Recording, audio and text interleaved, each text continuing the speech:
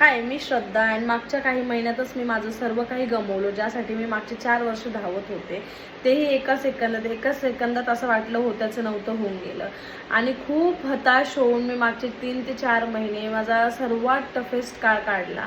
आणि त्या टफेस्ट काळामध्ये मला असं लक्षात आलं की इवन मी असाही विचार करत होते, रात्रीची झोप येत नव्हती आणि मी स्वतःलाच असे क्वेश्चन करत होते की माझ्याकडे तर आता जगण्याचं काहीच कारण नाही आहे, माझ्या डोक्यावर एवढं कर्ज आहे आणि मी कसं जगेल, मी कसं उभी राहील, मला लोक काय म्हणतील, काय नाही म्हणणार.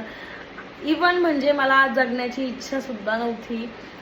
पण ते म्हणतात ना, जर आपण आपल्यापेक्षा जास्त हॅपी, जास्त रिच लोकांकडे बघितलं तर आपल्याला नेहमी आपण कुठेतरी कमी आहोत असंच वाटतं. त्यावेळेस माझ्या असं लक्षात आलं की देवाने प्रत्येकालाच प्रत्येक काही गोष्ट दिलेली नाही आहे. ॲटलिस्ट मी मेंटली फिट आहे, फिजिकली ओके आहे, फिट आहे.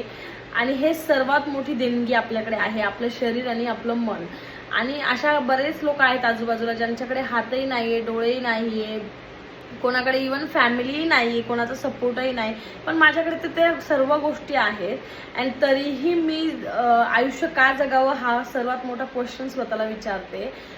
पण यापुढे मी असं कधीच करणार नाही, कारण मला माहिती आहे की माझ्यासोबत माझी फॅमिली आहे, माझ्यासोबत सर्व काही गोष्टी आहेत. आणि पैसा हा येणार किंवा जाणार आणि हा आणायचा किंवा गमवायचा हे संपूर्ण माझ्यावर डिपेंड आहे. मी आहे तर सर्व काही आहे. आणि मी पुन्हा एकदा माझं आयुष्य हे आनंदाने जगण्याची सुरुवात करत आहे. Thank you for watching. Bye bye.